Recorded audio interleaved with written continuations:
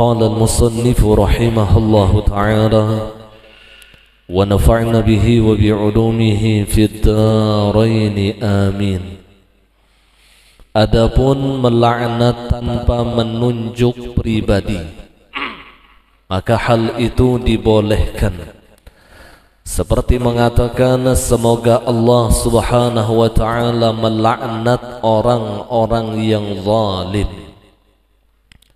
Jadi tidak ada atas nama pribadi, kon orang-orang zalim itu umum, maka ini dibolehkan. Semoga Allah subhanahu wa ta'ala melaknat orang-orang yang kafir. Ini pun juga kalimat umum, maka ini tiada mengapa, kata beliau. Atau semoga Allah subhanahu wa ta'ala melaknat kaum Yahudi dan Nasrani. Nah ini kedada kalimat yang menunjukkan pribadi seseorang, umum aja. Dan memang Yahudi dan Nasrani itu dihalalkan bagi kita untuk melaknat, boleh saja. Demikian orang-orang kafir pun juga dihalalkan bagi kita untuk melaknat mereka.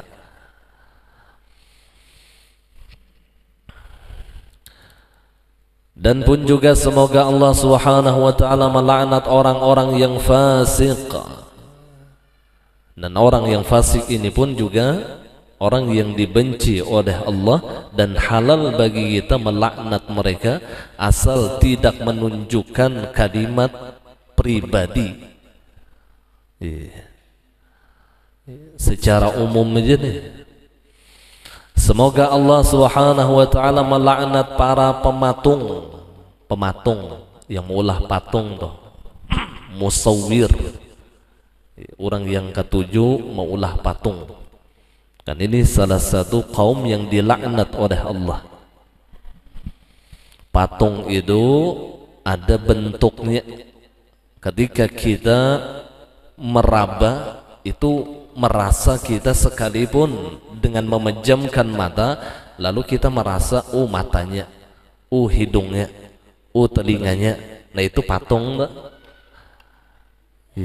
Nah ini haram apabila ada di dalam rumah kita. Di dalam sebuah hadis Rasul mengatakan, innal malaikata la yadkhulul baita kana fihi kalbun wasuwar. Bahwasanya para malaikat-malaikat Allah, yakni malaikat rahmat, la yadkhulul baita, dan tidaklah mereka akan masuk pada suatu rumah, fihi kalbun wasuwar, apabila di dalam rumah itu ada anjing dan patung. Kalbun waswar, anjing dan patung. Jadi perhatikan rumah kita. Dan orang yang membikinnya adalah orang yang dilaknat oleh Allah. Dahulu di Martapura ada patung polisi meniup trompet, tangannya nenggaini. Ulun ingat benar bahari waktu sekolah. Waktu di zaman abah guru belajaran di Sambat Sidin dah, patung polisi itu di pasar tuh ya Sidin, itu dimasuki jin, itu yang maulah orang betabrakan ya Sidin. Nah setelah beliau berbicara seperti itu, dihancurlah oleh pemerintah daerah. Kita nih kedua ini ulun menyarankan hancur aja yang ada iwak todak ya. Abut orang. Haram apabila di dalam rumah kita itu ada anjing. Anjing itu apabila ada di dalam rumah kita, maka setiap hari kebaikan-kebaikan kita akan diangkat oleh Allah, sampai tidak ada lagi tersisa kebaikan di dalam dirinya. Tidak ada lagi kebaikan, karena ia memelihara anjing. Boleh kita memelihara anjing kalau di luar rumah dengan tujuan menjaga rumah atau menjaga kebun, itu boleh. Karena Sayyidina Umar bin Khattab pun beliau punya kebun dan beliau memelihara anjing untuk menjaga kebunnya. Tapi kalau di dalam rumah jangan, karena malaikat-malaikat rahmat tidak akan bisa masuk ke dalam rumah kita. Sebagian ulama sufiyah mensyarahkan ini hadis, yang dimaksud rumah di sini adalah qalbun, hati kita. Maka malaikat-malaikat Allah, apa malaikat Allah? Nur minallah. Nur itu bisa ma'rifah, bisa hidayah, bisa petunjuk dari Allah. Tidak akan masuk ke dalam hati manusia apabila di dalam hatinya masih ada anjing dan patung. Anjing itu sifat-sifat yang kada baik, kemudian patung itu adalah berhala-berhala yang masih ada di dalam hatinya, menyembah selain daripada Allah. Nah, ini penjelasan daripada ulama sufiyah. Terkadang hadis itu ada yang mensyarahkan secara zahir, ada yang mensyarahkan secara batin. Demikian Al-Quran pun ada syarah secara zahir, ada tafsir secara zahir, ada tafsir secara batin.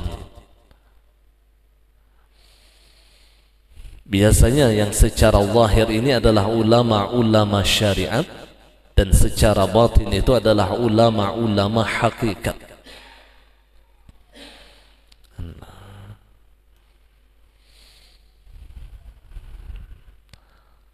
Bahari jar guru ulun tuh ada manik-manik ya sidin. Manik-manik tuh kan kayaknya bergambar iwak, ini termasuk patung tuh ya. Ada yang bergambar burung, patung tuh ya. Patung itu yang dibikinnya itu jenis daripada makhluk hidup. Makhluk hidup. Amun yang diulahnya itu misalnya gambar baju, tuh lain patung adanya. Yang jenis makhluk hidup inilah binatang, kemudian manusia, makhluk hidup tuh,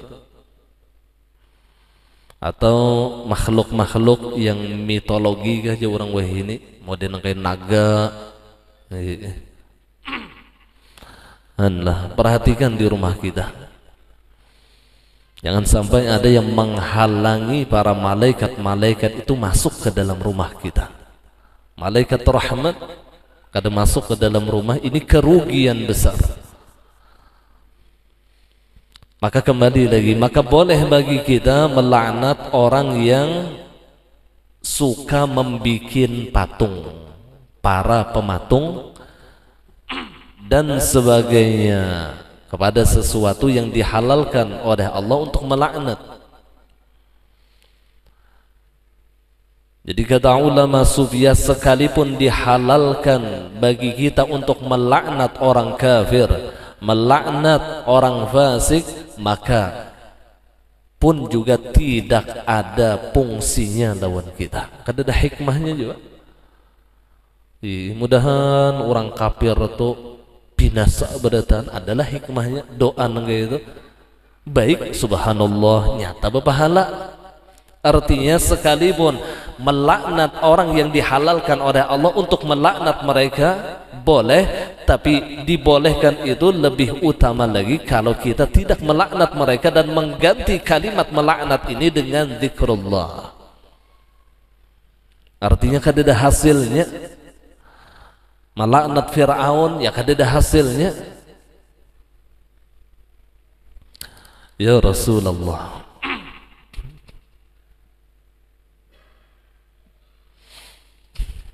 nah kemudian janganlah engkau pastikan dengan kesaksian engkau atas seseorang daripada ahlil qiblat. Ahlil qiblat itu ya orang muslim, bahwa ia orang musyrik, lalu memastikan kepada orang muslim inya syirik kepada Allah. Nah ini kalimat yang haram dan keyakinan yang dilarang di dalam agama. Orang tu ahlil qiblat artinya inya tu Islam, sembahyang aja, satu syahadat dengan kita, satu rukun Islam dengan kita, tapi dengan mudahnya kita melontarkan kepada mereka kalimat-kalimat syirik. Kada mudah yang namanya syirik. Innallaha yaghfiru dzunuba jami'a illa an yushraka bih. Seluruh dosa itu diampuni oleh Allah kecuali dosa syirik. Jadi tidak mudah orang muslim itu melakukan dosa syirik, itu kada mudah. Dan alangkah kotornya ketika ada seorang muslim menyebut saudaranya yang muslim dengan kalimat musyrik. Bahaya, sekarang ada jamaah yang suka mensyirik-syirikkan orang Islam, yang suka mengkafir-kafirkan orang Islam, yang suka membid'ah-bid'ahkan orang Islam. Ya Rasulullah, kita jangan umpat-umpatan. Orang berziarah kubur, yang diziarah ini kubur wali, nyawa syirik nengke ini, di pintangan mana syiriknya? Orang membawa jimat, nyawa syirik membawa jimat, pintangan mana syiriknya? Syirik itu orang yang menyembah selain daripada Allah. Apakah ziarah ke makam para aulia Allah menyembah wali? Kada. Orang beriman tahu bahwasanya Allah adalah Tuhannya dan tempat meminta segala permintaan hanya kepada Allah. Tapi mereka ziarah ke makam wali mengambil berkah. Karena para aulia Allah adalah orang-orang yang dekat dengan Allah. Jadi wajar ketika kita meminta keberkahan kepada para aulia Allah agar dikabulkan doa-doa kita oleh Allah. Ibarat orang telah hendak meminta sesuatu lawan bupati, maka kada kawa kita ni langsung ke bupati lalu mencari lawan orang yang parak lawan bupati, ajudannya, bininya, anaknya. Untuk apa? Agar dimudahkan permohonan kita oleh bupati. Mencari orang yang terdekat. Maka demikian ketika ingin doa-doa kita dikabulkan oleh Allah, ingin doa-doa kita dikabulkan oleh Allah, salah satu jalannya adalah mengambil berkah dengan orang-orang yang dekat dengan Allah. Wabtaghu ilaihil wasilah. Wahai orang-orang yang beriman, kata Allah, tuntutlah kepada Allah suatu perantara. Apalagi ziarah di makam orang-orang saleh, kata sebahagian ulama, idza dhaqat 'alaikumul umur fa'alaikum bi ziyaratil qubur. Idza dhaqat 'alaikumul umur fa'alaikum bi ziyaratil qubur. Jikalau sempit suatu perkara bagi kalian, sulit mencari solusi di dalam masalah kita, fa'alaikum bi ziyaratil qubur, maka lazimkanlah bagi kalian untuk ziarah ke kubur orang-orang saleh. Lianna qabrahum mawdi'u mustajabid da'awat, karena kubur mereka salah satu tempat doa-doa kita dikabulkan oleh Allah. Jadi kubur wali itu adalah tempat yang mustajabud da'wah, kubur para aulia Allah, karena jasad mereka ada di tempat tersebut. Lalu dengan mudahnya orang yang ziarah ke makam para aulia Allah disebut sebagai syirik. Nyamannya pang menyambat orang syirik.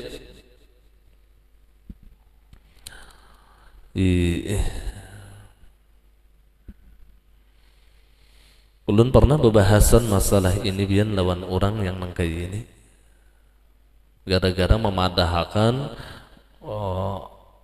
jimat, kemudian wasitoha itu syirik, orang yang maha ragunya.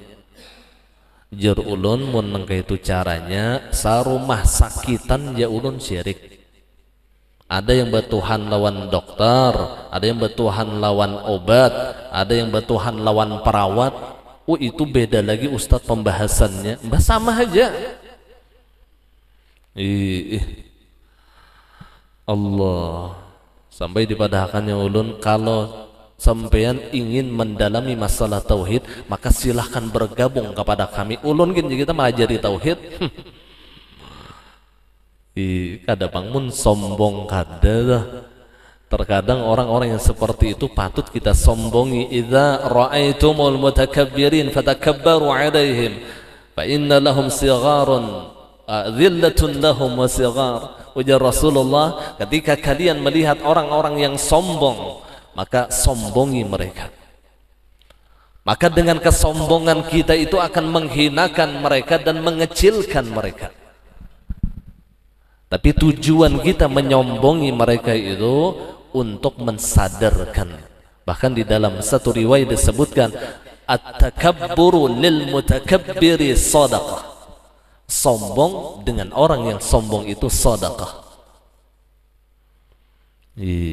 Orang pina rami berkisah duit miliaran, lalu menelpon kita, nak emas yang seember tuh buang aja nak ke laut. Cuman sombong berdusta bang, untuk ada boleh juga.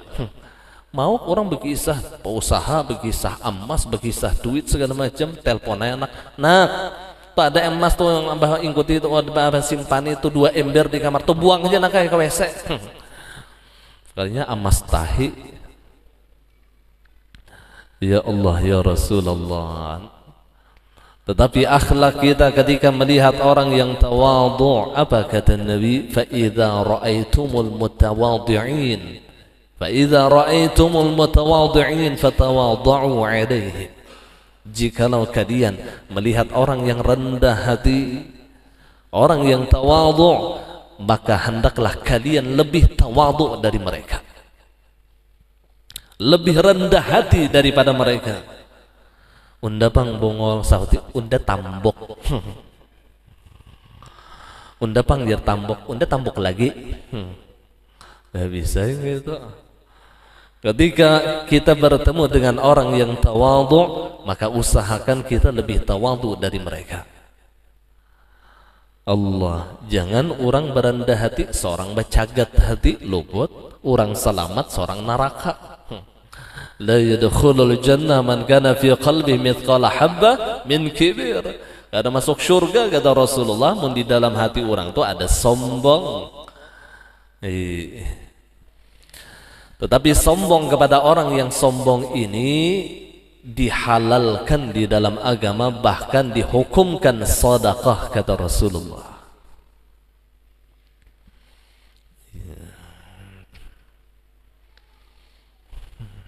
Hati-hati bertemu dengan jamaah takfiriyah. Jamaah yang suka mengkafir-kafirkan orang. Banyak di wadah kita nih, ada sedikit. Sedikit-dikit orang sambatnya kafir. Yang dikafirkan orang yang beriman kepada Allah, yang dikafirkan ahlul qiblat. Muslim mereka salat 5 waktu itu yang dikafirkan. Dulu para ulama-ulama kita mengislamkan orang yang kafir, tetapi sekarang kebanyakan orang mengkafirkan orang Islam. Keluar daripada jalan as-salafun as-salih. Para ulama salaf mereka mengislamkan orang kafir. Tapi ulama-ulama sekarang yang pemahamannya keluar daripada ahlu sunnah wal jamaah mengkafirkan orang Islam. Terkadang menyandarkan dirinya adalah mengikuti ulama salaf, jauh daripada ulama salaf. Ya Rasulullah, ketujuh pada mengkafirkan orang. Orang baca manaqib kafir, orang bertawasul ya Syekh Seman kafir, ya Syekh Seman aja dipadahkannya kafir, kada boleh. Itu sama batuhan lawan Syekh Seman, di pintangan mana batuhannya? Kita tahu Syekh Seman itu wali, dan kita tahu menyambat ngaran sidin itu bukannya kita batuhan lawan sidin, kada, murni tabarruk, murni mengambil berkah. Dahulu Abah Guru memadahkan ya Syekh Seman itu dibuang mudhaf, yang tersisa mudhaf ilaih. Seharusnya kalimatnya ya Rabba Syekh Seman. Ini makna kalimat yang sebenarnya itu ya Rabba Syekh Seman, wahai Tuhan Syekh Seman. Ujar sidin nang kaya kita menyambat paman bakso, rombong pan bakso, lalu kita kiau bakso, padahal yang bujurnya paman bakso. Pamannya dibuang, yang timbul baksonya. Bakso itu di dalam bahasa Arab mudhaf ilaih, pamannya mudhaf. Menurut orang paham bahasa Arab nih, nyaman nih memahami ini. Ya Syekh Seman, maksudnya ya Rabba Syekh Seman, wahai Tuhan Syekh Seman. Agithni, tolongi ulun. Wansurni, bantu ulun. Allah.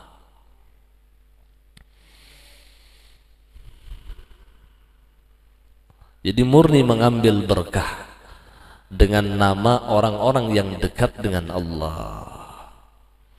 Karena Syekh Seman itu termasuk wali yang diberi maqam ahlad darak. Ada beberapa aulia Allah, salah satunya Syekh Seman, yang ketika dipanggil situ sini hadir. Ketika dipanggil situ sini hadir. Ya Syekh Seman, hadir sidin. Cuman terkadang penglihatan kita kadang mampu untuk melihat beliau. Tapi sidin waktu itu hadir. Karena makamnya ahlad darak. Ada lagi para aulia Allah yang situ sini bila dikiau hadir, yaitu Syekh Abdul Qadir Al-Jilani atau Al-Jilani. Itu bila dikiau itu hadir juga. Ya Syekh Abdul Qadir Al-Jilani, kiau ya hadir itu situ sini. Yakin aja kita bila kita tuh mengiau Syekh Seman, yakin aja sidin tuh hadir, yakin aja di hati kita sidin hadir. Termasuk Sayyidatuna Khadijah Al-Kubra, termasuk wali yang punya makam ahlad darak. Ya Ummul Mukminin Khadijah Al-Kubra, bila pian hendak bertawassul. Ya Ummul Mukminin Khadijah Al-Kubra, wahai ibu orang yang beriman Khadijah Al-Kubra, bantu ulun, tolongi ulun.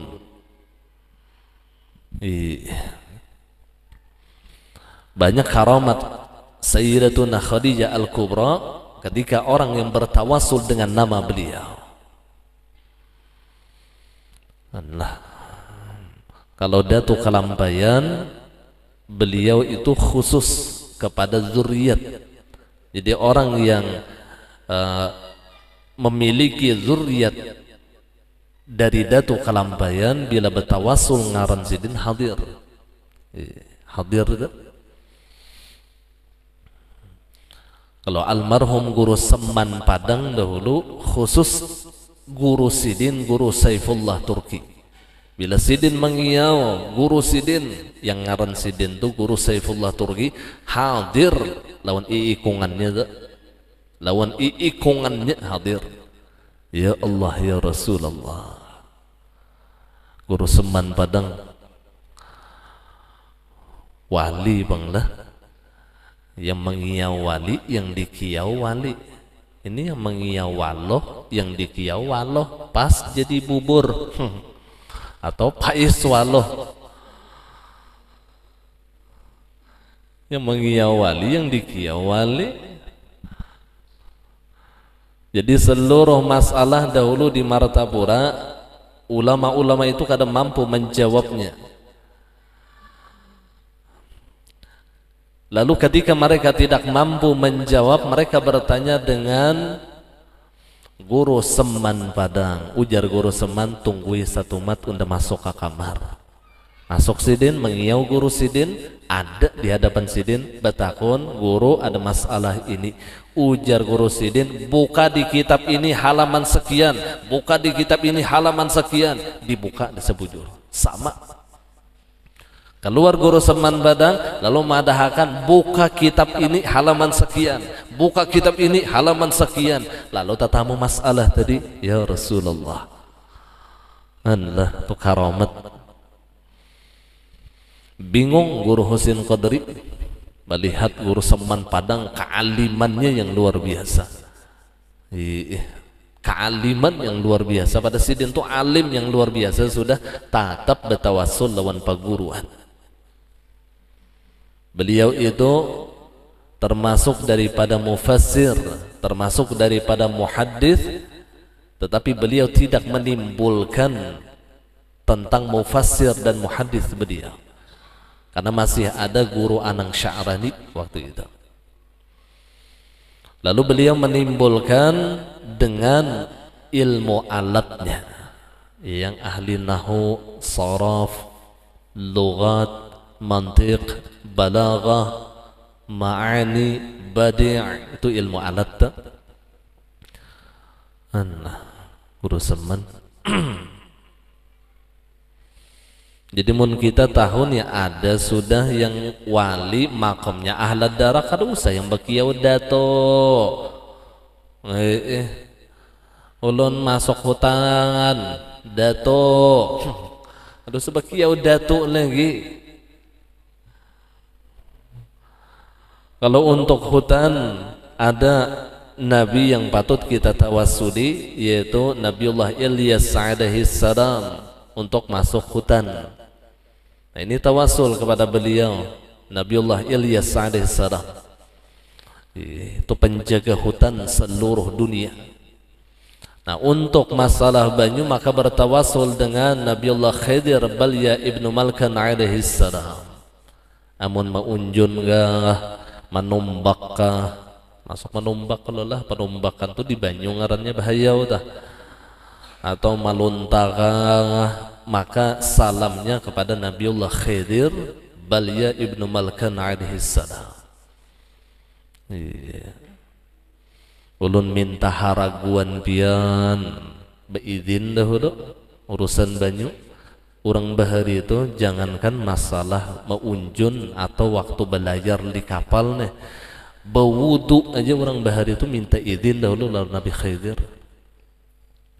mengucapkan salam kepada beliau. Mandi wajib aja minta izin dahulu. Orang bahari itu bila hendak berwudu, assalamualaikum ya Nabiullah Khidir Balya ibnu Malkan alaihi salam, ucapkan salam dahulu, karena berwudu itu bahajat lawan banyu.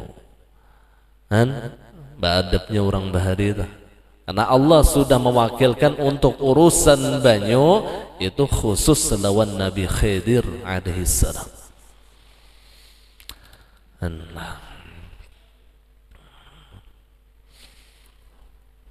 Amun orang yang baharaguan betambakan ni ulun padahakan ilmunya, yang diisi tambak undang kah atau iwak kah atau nila kah, mun handak sukses tambaknya, tulis nama Nabi Khidir yang lengkap sampai ke Nabi Nuh. Tulis, jangan tulisan Latin, tulisan Arab. Tulis, buat di botol halus, kemudian diisolasi atau diikat segala macam, tajak lawan tongkat di tengah-tengah tambak. Insya Allah tambaknya tadi dipelihara oleh Allah, dan seandainya panen, ia mendapat panen yang banyak. Dan orang bertambakan, sini ada bertambakan panen, ingat aja lawan paguruan. Ini tahu amalannya aja guru pas panen, kada heran-heran lagi. Ada kalau nama Nabi Khidir itulah yang sampai Nabi Nuh, Balya bin Malkan bin Irfakhsyad bin Sam bin Nuh nya ada 5, ada yang 7 gitu. Nah ulun kada tapi ingat juga, Balya bin Malkan bin Irfakhsyad bin Palig bin ulun kada ingat juga bin Sam sampai bin Nuh, sampai Nabi Nuh. Tulis, buat kena di dalam botol halus, jangan sampai rusak tulisannya tadi, tutupi, hanya ditajak lawan tongkat di tengah-tengah tambak. Itu yang memadahkan almarhum guru Cantung. Kada yang ulun pang mengarang, ulun kada bisa mengarang amalan. Guru Cantung yang memadahkan, waliyun min awliyaillah. Ulun dapat datang mana? datang anak Sidin almarhum Guru Husin Sigam yang berkubur di Sigam dah. Ya Sidin yang memadahkan dahulu ulun. Aku ya Sidin dapat datang Abah. Siapa bang lagi Abah Sidin jaga kudu cantong aja lagi. Dapat datang Abah ya Sidin. Lah. Itu ada bin-binnya, tuh ada binnya khusus tuh sampai kepada Nabiullah Nuh alaihi salam. Nah kemudian jadi kada boleh kita memastikan dengan kesaksian bahwa orang yang ahlil qiblat itu adalah orang yang musyrik atau kafir atau munafik. Aku bersaksi na ikam ni munafik. Allah waninya. Jangan wani-wani menyambat orang munafik. Bercermin dahulu kalau kita yang munafik. Kalau kita yang munafik, jangan menyebut orang munafik. Jangan suka mencela orang dengan ucapan fasik. Fasik itu durjana gitu. Ahli maksiat. Fasik itu ngarannya menyambat orang nangga itu. Kalau seorang yang fasik, apa kabar? Maka ujar Rasulullah, barang siapa mencela temannya dan temannya itu tidak terbukti dengan apa yang kita cela, maka celaan itu akan kembali kepada kita. Apabila ianya menyumpahi kawannya kafir padahal kawan itu kada kafir, maka kafir itu akan kembali kepada kita. Apabila menyumpahi orang fasik sedangkan orang yang disumpahi tadi bukan orang yang fasik, maka kefasikan itu akan kembali kepada kita. Na'udzubillah summa na'udzubillah. Ulun gak ingat ada hadisnya, man sabba akhahu kafiran kah? Barang siapa menyumpahi kawannya atau saudaranya kafir, ternyata ia bukan orang yang kafir, maka kembali sumpah tadi lawan diri kita. Seorang yang kena gadinya. Jadi walhasil jangan ketujuh bahasa sumpahan kada baik lawan orang. Jangan ketujuh, itu aja sudah. Jangan ketujuh bahasa sumpahan, apalagi itu adalah satu syahadat dengan kita.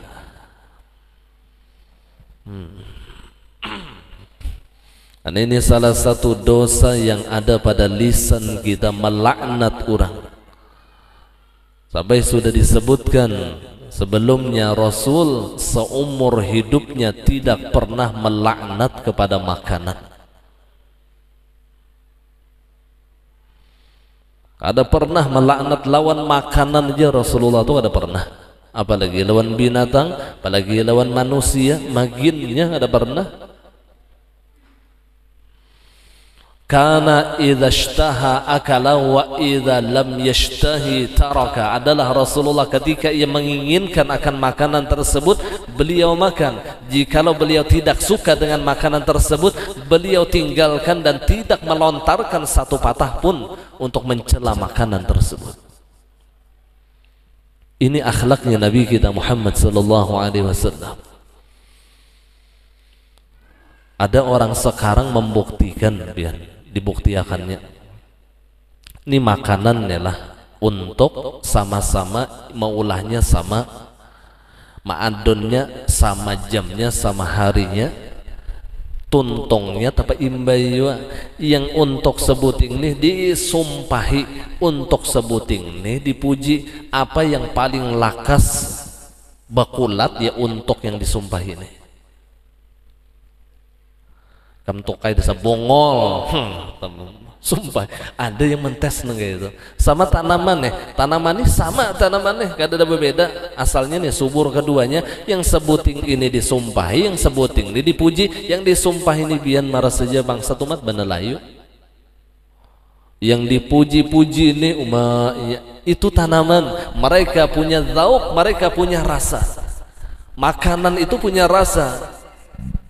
Ketika kita puji, mereka pun juga merasa bahagia. Ketika kita hina, mereka pun juga akan hilang rasa apa juga orang bahari itu apa ngarannya? Semangat. Nah, hilang semangat. Ya orang bahari itu jangan memamai di hadapan makanan, jangan. Gak ada boleh sama sekali semangat makanan ini hilang.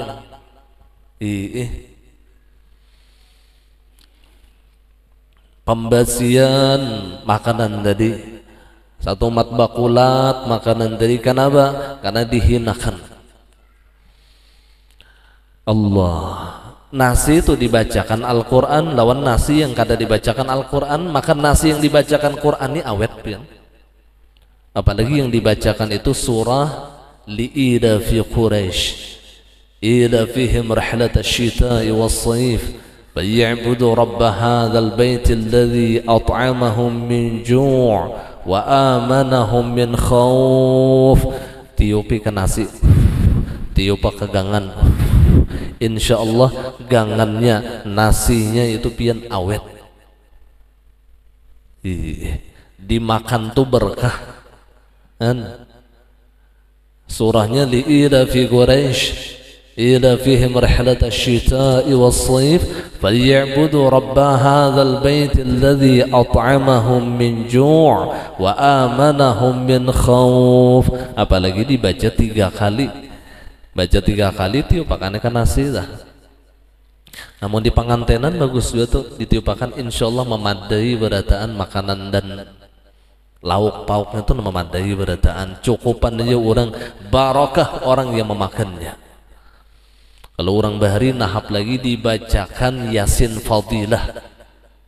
Orang bahari itu makanan yang apa itu ngarannya, kuah-kuahnya segala macam pengantin itu bacakan Yasin Fadilah di banyu nih lah. Banyu itu percikakan ke barang-barangnya, ke piring-piringnya. Namun kada diisi Yasin Fadilah, Yasin biasa aja baca.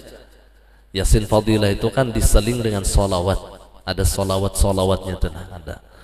Nah Yasin biasa aja baca Yasin, tiup ke banyu, banyu itu percikakan ke makanan-makanan yang pengantenan, ke piring, ke sendok, ke panci segala macam, insya Allah dipelihara oleh Allah. Supaya berniat sebelum membaca Yasin tadi, karena kita meyakini ujar Rasulullah, Yasin 5 quri'alah. Surah Yasin itu apa yang diniatakan qabul, apa yang diniatakan qabul. Yasin dah.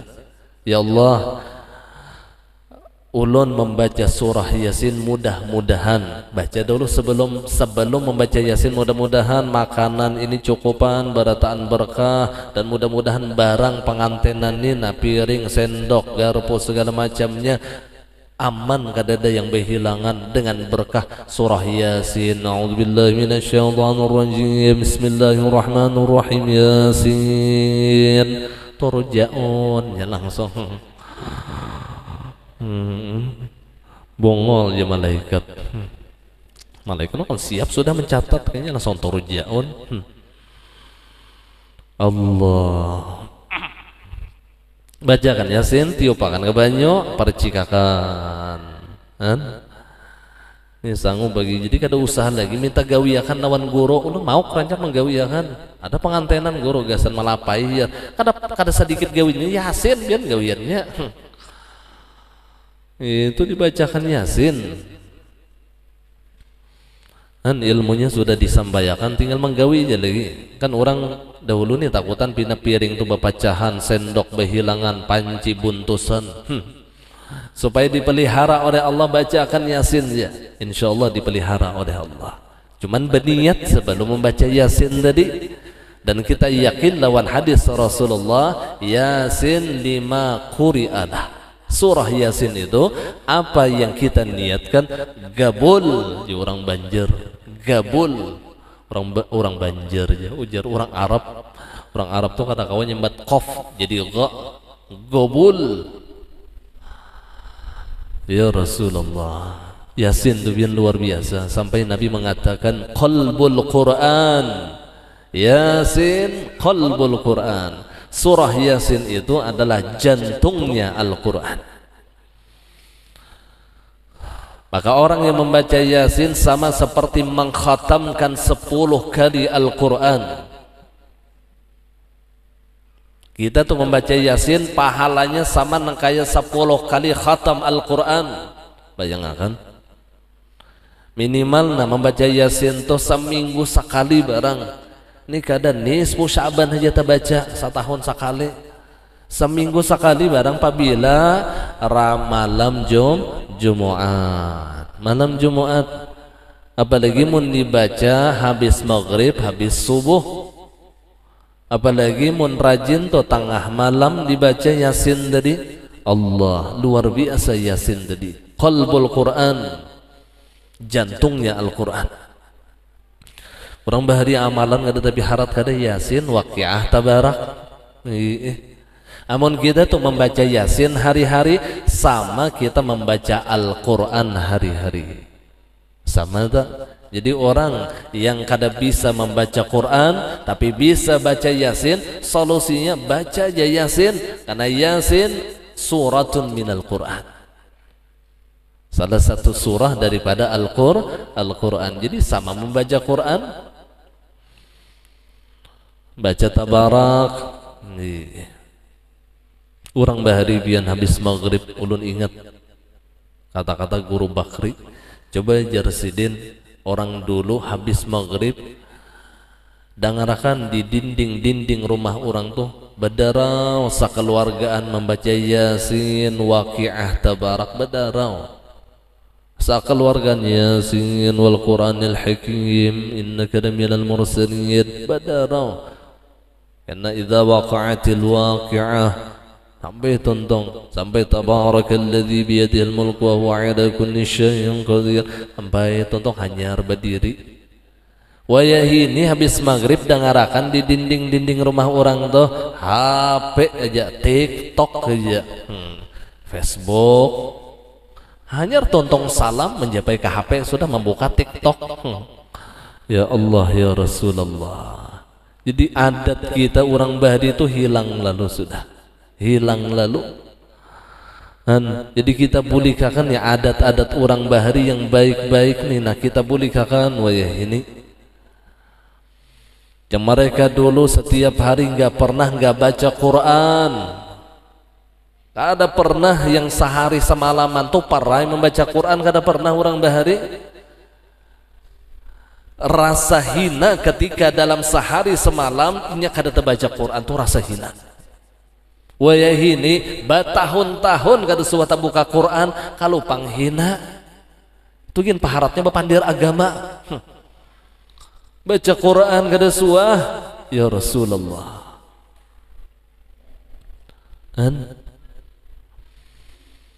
Ada di kampung kalau kada khilaf di Kudus kah?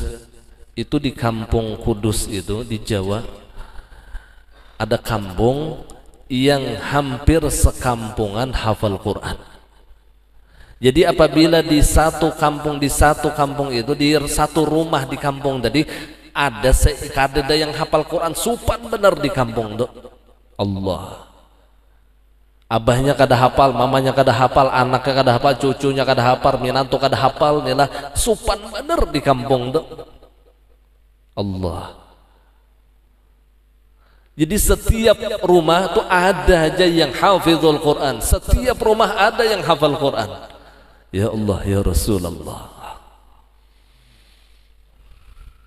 Kita ini jangankan hafal Quran, Yasin aja sesat ke Fatihah.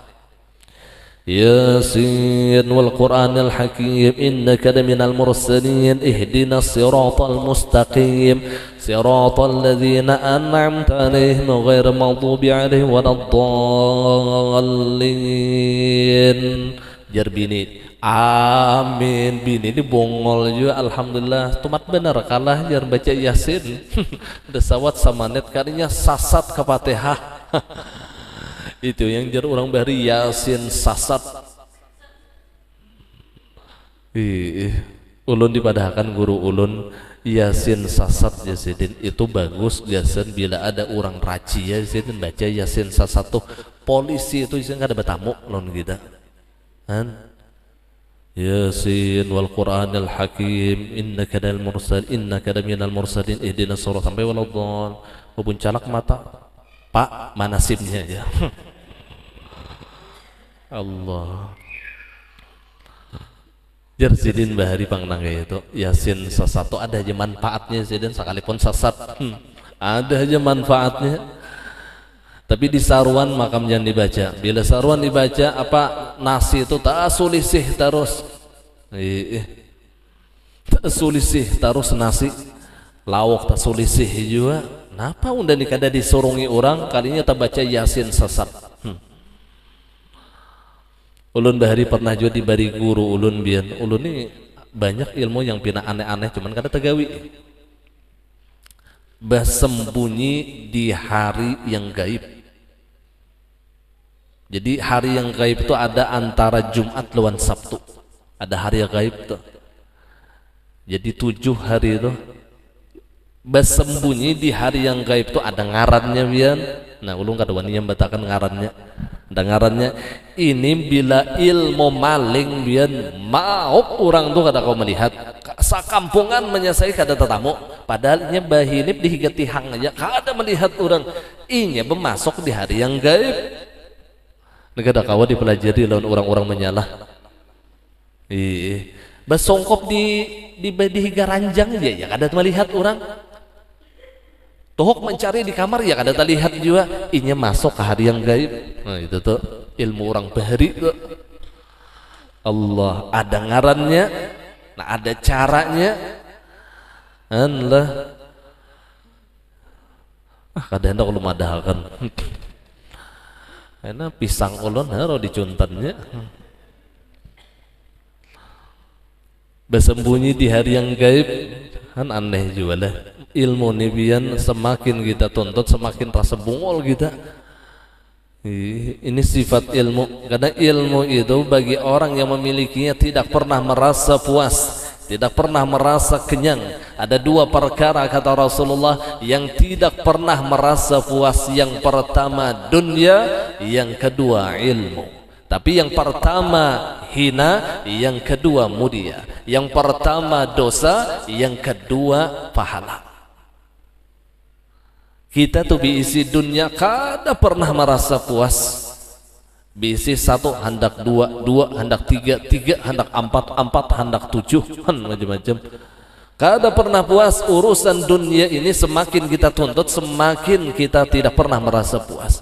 Unda jar imba tuntongnya asa ampi hai sudah jar secukup hai sudah tuntongnya kada cukup tu dunia dah. Kecuali kita yang menyudahinya. Insyaallah gurai kana jar bila ulun ampi haur jar insyaallah hadirai ke majelis pian haur terus. Bila menunggu ampi haur kada ada istilah ampi haur. Amun kada kita yang memaksakan diri untuk hadir di majelis ilmu, luangkan waktu kita, jangan hadir ke majelis ilmu mencari waktu kosong. Kita yang mengosongkan waktu kita untuk ilmu, jangan ilmu yang bersusup di waktu kosong kita, jangan. Ini su'ul adab dengan ilmu. Kita yang meluangkan, amun haur kada ada habisnya bian. Urusan dunia kada ada habisnya. Itu yang pertama, dan ini dihinakan di dalam agama. Yang kedua yaitu ilmu, terlebih ilmu agama. Ilmu ini kada pernah puas. Maka ketika ada orang yang puas dengan ilmu yang dimilikinya, maka orang itu bodoh, orang itu jahil. Inilah yang dikatakan oleh Sayyidina Umar, manidda'a annahu alimun fahuwa jahilun. Barang siapa mengaku dirinya adalah orang yang berilmu, maka pada hakikatnya ia adalah orang yang sangat bodoh. Karena orang yang berilmu tidak pernah merasa cukup dengan ilmunya. Kata Imam Abu Hanifah, 1 ilmu yang ku dapat, maka 10 kebodohan yang mendatangiku. Jadi ilmu itu kada pernah cukup. Udah secukupan aja sudah aja belajar bahari lawan paguruan, kada pernah cukup. Itu bungol ngarannya jahil. Batasan ilmu itu kecuali kita mati. Minal mahad ilal lahad, dari buayan sampai ke liang lahad. Jadi mun hendak ampih menuntut ilmu pas mati dah tampih itu sudah dah. Tugin sekali lagi dilajari penalkinan.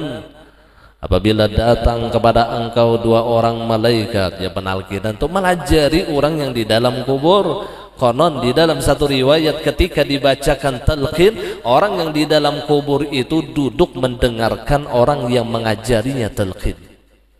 Kayak pajarnya duduknya, maka sudah ditimbuni tanah. Itu kuasa Allah yang dipikirkan masalah itu, seluruhnya kuasa Allah. Jadi duduk itu terakhir kita menuntut ilmu. Terakhir itu sudah.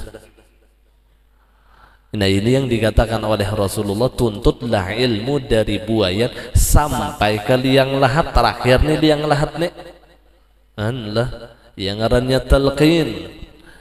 Penalkinan ini luar biasa, luar biasa. Inya ba'astilah sudah membocorkan soal sebelum malaikat munkar nakir datang. Bocorakannya sudah soal. Apabila ikam ditakuni marrabbuka, siapa Tuhan ikam, malaikat munkar nakir belum datang nek. Siapa Tuhan ikam, maka katakanlah Allahu Rabbi, Allah adalah Tuhanku. Bocor soal. Wa man nabiyuka, siapa nabi engkau, maka katakanlah Muhammad adalah nabiku. Penalkinan membocorkan soal apa dahulu. Luar biasa penalkinan tuh bian. Tapi pas hilangan seberatan yang sudah ada di atas kubur nih. Nah ini jar malaikat munkar nakir jatah undang prok datang marrabbuka. Cuman soal bocor Allahu Rabbi. Soal bocor ya Allah ya Rasulullah. Tapi yang menjawab bukan pikiran kita, bukan lisan kita, tetapi amal kita. Amal yang menjawab. Jika hafalan yang menjawab, berataan bujur. Berataan bujur, mun hafalan yang menjawab. Ini kada yang menjawab itu amal kita. Apabila amalnya baik, maka ia menjawab dengan jawaban yang pas dari pertanyaan munkar dan nakir. Bila amalnya buruk, maka ia menjawab banyak luputnya. Menjawab juga tupan luput itu tak. Nah kemudian karena hal itu adalah perkara yang sulit sekali, sulit benar ya Zidin. Sebab yang mengetahui isi hati hanyalah Allah Subhanahu wa ta'ala. Karena syirik itu urusan hati, kafir itu urusan hati, munafik itu urusan hati. Urusan hati, kawalah kita pinandu lawan hati orang tuh bujurlah syirik. Bujurlah syirik. Inya nilah bastilah berselamatan wasi Tuhan nilah, tahulah kita di hatinya syirik. Inya nih membawa batsal nilah, membawa azimat nilah, bujurlah hatinya syirik. Kada ada tahunya kita. Karena syirik itu urusan hati, bukan urusan zahir.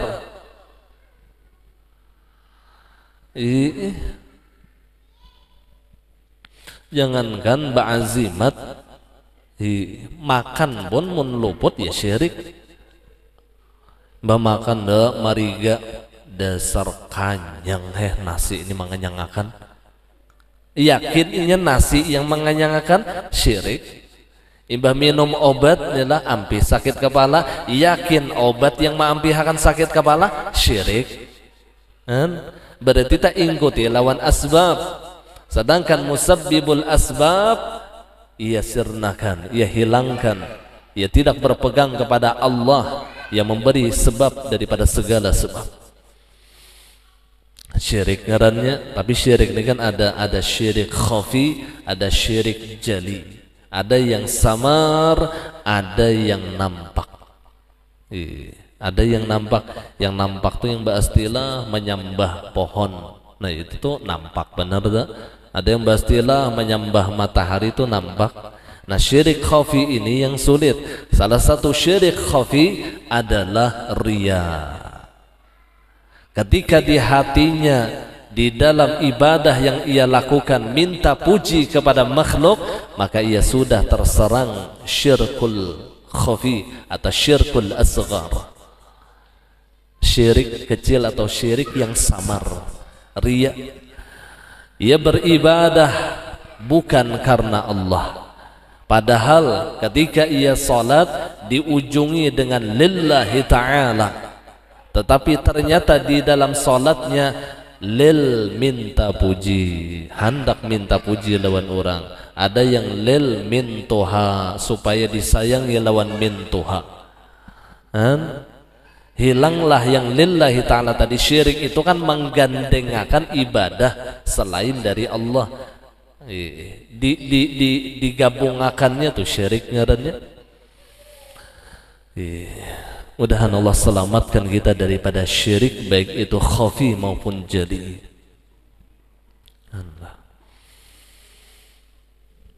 Sebab yang mengetahui isi hati hanyalah Allah subhanahu wa ta'ala, maka janganlah masuk di antara hamba dan Allah subhanahu wa ta'ala. Jadi kita ini kada boleh masuk antara hamba lawan Allah, tuh kada boleh. Apabila itu bainahu wa bainallah, maka jangan kita masuk di antaranya, karena itu bukan urusan kita, itu urusan Allah. Antara inya nih lawan Tuhan, kita jangan masuk di tengah-tengahnya, kita jangan masuk, karena itu bukan urusan kita. Makanya ulama ahlu sunnah mereka mengatakan nahnu nahkumu bil zawahir, Allahu yatawalla bis sarair. Kami hanya bisa menghukumkan seseorang secara zahiriyah, sedangkan yang mengetahui isi hati hamba hanya Allah. Kita kadang-kadang menghukumkan orang dengan hatinya tuh, kadang nyawa syirik, nyawa sombong, nyawa munafik tuh kadang-kadang, karena ini urusan bainahu wa bainallah, urusan inya lawan Allah. Mun kita kawa secara Allah, nyawa mencuntan jambu karena nampak, nyawa membunuh orang karena nampak, nyawa menampar orang karena wajar nampak. Secara zahir kita bisa menilai orang, tapi